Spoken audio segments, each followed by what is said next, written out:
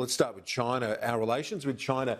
What do you make of where things are now, Professor Wesley, given the comments by the Finance Minister, soon to be former Trade Minister, but he's the leader of the government in the Senate, Simon Birmingham, today, basically calling out this situation for what it is, admitting, look, we can't get contact, ministerial level contact, and things are essentially dire. I think he was quite frank in his admissions today of where things are in terms of this, the trade retaliation. What do you make of where the relationship is right now, and is there an off-ramp in sight?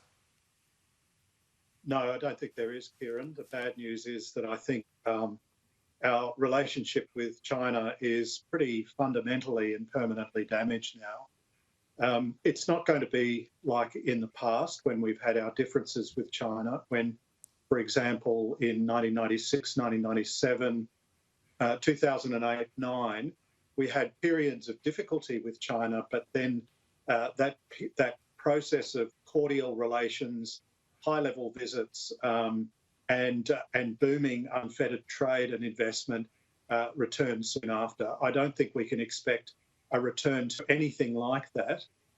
We have to realise that our relationship with China has shifted from an attitude of relative comfort with each other to one of deep distrust with each other. It's not just we that are distrusting China, it is China distrusting us.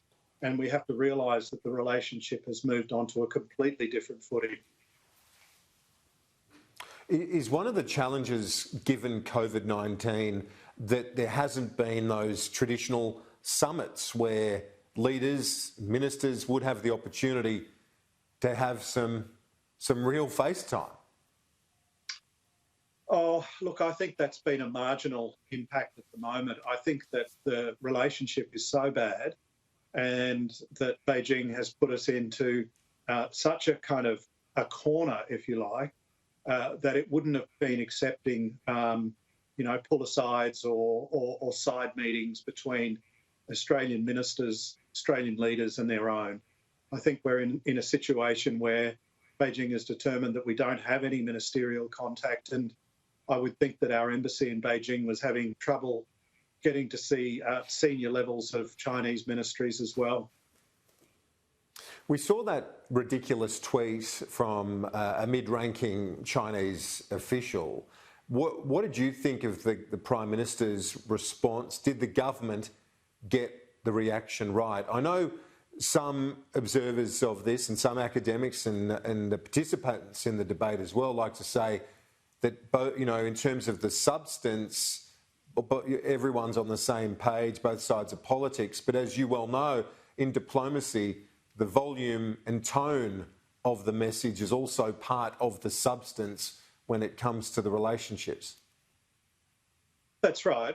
Look, I don't have a particular problem with what the Prime Minister had to say. I think he was genuinely expressing a sense of shock at what had occurred. That's the way I reacted, to be quite honest with you. And I think some of the criticism that he should have deferred it to the Foreign Minister or an official in government is a little bit misplaced. I think that the Prime Minister is the leader of this country and was probably expressing the outrage. But it does show just how febrile the relationship has been and the atmosphere around the relationship has become, that something like this happened. It provoked an emotional response from the leader of Australia, and we've had all of the diplomatic fallout from that after that. I think that the government has since then tried to calm things down again, but I think it was a baiting move from China's part, and I think that we will have been seen as having taken the bait. Let's look at the United States now. Joe Biden continues to put his administration together. Meantime, Donald Trump's legal bids, every one, all the substantial ones have failed. This is heading towards the inauguration now. We're seeing various certifications happening at the state level. We know the result, but we don't know how the inauguration and this transfer of power is going to unfold. Oh, look, I think the Trump campaign will whimper out, to be honest, Kieran. We've already seen Trump, you know, partially acknowledge that he's lost the election. We've already seen him admit that he will leave the White House. What is so incredible is how damaging this will be seen to his legacy. Whatever Trump has done, whatever he's achieved in the past 4 years, one of the prominent things will be his utterly childish performance at having lost the election. There is nothing dignified about what he has been doing, and that will go down, I think, in history as one of the key things to remember about Donald Trump. I think what is even more distressing is that he's utterly self-obsessed. While hundreds of thousands of Americans are contracting the coronavirus and dying all the time, nothing more encapsulates his complete self-regard and his complete lack of regard for his the citizens of the country that he leads for the next 6 weeks or so. Then he remains shuttered up in the White House and complaining about an election that he lost, while there is just such carnage going on across America. And from your view, your observations, your analysis, the Biden team, Tony Blinken, the next Secretary of State, and the various other appointments, Jake Sullivan, National Security, what do you make of what he's doing? Is it going back to a bit of normalcy when it comes to US foreign policy? Yes, I think he's doing what was entirely predictable if Joe Biden won, which was to turn back to a very trusted, well-known team of senior officials around him. In many ways, Biden campaigned as an anti-Trump.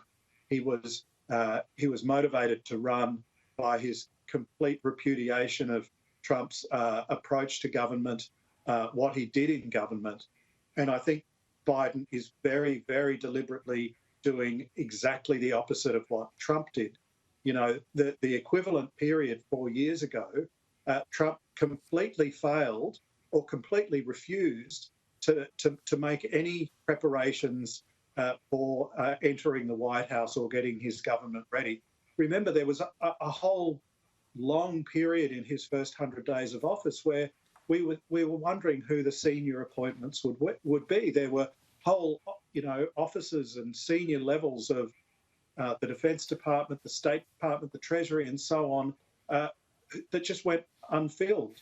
I think Biden is doing exactly the opposite. He's trying to signal to the American people and the world that he is a trusted pair of hands, that he is on this, and he's going to put a very, very experienced team around him, that his will be a very different, almost the opposite government to what Donald Trump's was. Deputy Vice-Chancellor International at the University of Melbourne, Professor Wesley, thanks. Talk to you soon. Thank you.